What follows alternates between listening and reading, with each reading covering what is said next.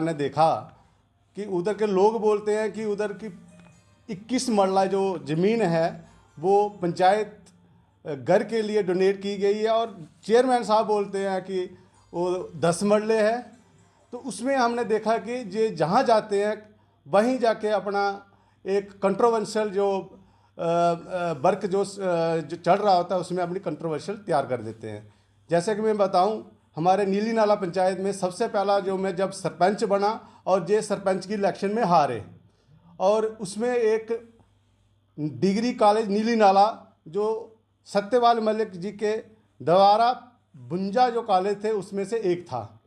उसमें हमने उसको स्टार्ट करने के लिए जब हमने लैंड जो आइडेंटिफाई की थी उसमें स्टार्ट में स्टेट जो लैंड जो थी लगभग 4 की 4.5 कनाल उसमें इनका इंक्रोचमेंट था। तो हमने जब बैक टू विलेज फर्स्ट हुआ तो हमने सबसे पहला यही पॉइंट पिन पॉइंट किया कि इस जो लैंड को है इससे इनसे छुड़ाया जाए और ये जो हमारा जो डिग्री कॉलेज का काम स्टार्ट हो, क्योंकि ये जो लैंड थी वो बिल्कुल फ्रंट में थी और उसके रास्ते से ही आगे जाके हमारा डिग्री कॉलेज बनना था। और हुआ क्या, जिस दिन हमारे बैक टू विलेज के हमारे जो विजिटिंग ऑफिसर थे जिनका नाम था संतोष कोतवाल जी, उन्होंने विजिट की और उनके साथ पूरा महकमा था और पूरी पंचायत थी।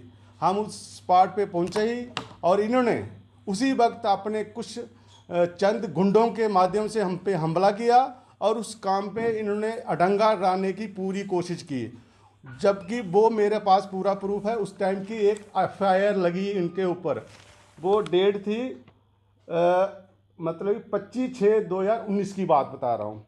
कहने का मतलब यही है, उस वक्त जो सरपंच हारे हुए भी कंट्रोवर्शियल काम कर रहे थे और जब 2020 का टाइम आया, जब डीडीसी इलेक्शन आई और बड़ी पार्टी का चिन्ह लेके ये जीत गए, उसके बावजूद इन्होंने काम में अडंगे डालना शुरू किए।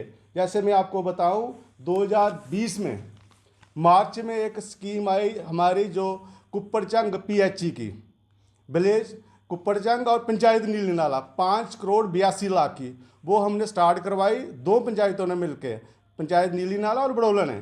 और वो स्कीम अच्छी खासी चल रही थी। जैसे कि हम लास्ट में डीडीसी इलेक्शन हुई और ये चेयरमैन बन गए और उसी वक्त उसी महीने वो स्कीम बंद होती है। वो आज की डेट में ऐसी की तैसी पड़ी है। मैं आपके माध्यम से ये पूछना चाहता हूं हमारे डिस्ट्रिक्ट चेयरमैन साहब से कि आप बनते काम में अडंगे क्यों डालते हैं।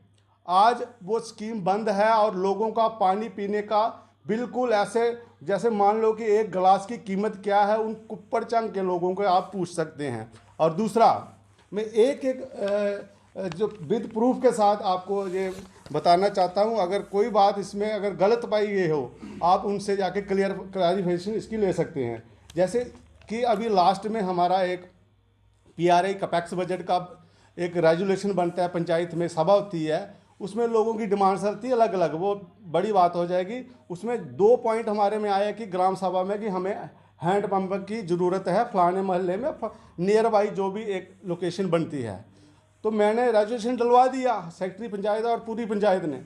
जैसे ही वो रेजुलेशन इनके पास जाता है अप्रूवल के लिए, ये पिन पॉइंट करते हैं कि ये हैंड पंप जो है ये फलाने मोहल्ले में इस सरपंच के रिलेशन में है, इन्होंने रिजेक्ट करवा दिया। 2 हैंड पंप इन्होंने रिजेक्ट कराए, जबकि मेरा उनके साथ कोई रिलेशन नहीं था।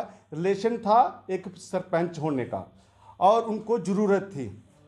हुआ क्या कि मैं डिस्ट्रिक्ट एडमिनिस्ट्रेशन डीसी मैडम से मिला, उन्होंने एरस स्कीम है कोई, उनके तहत मुझे 2 हैंड पंप की सेक्शन दी, near house Ramlal, near house Ashok Kumar, 2 hand pump.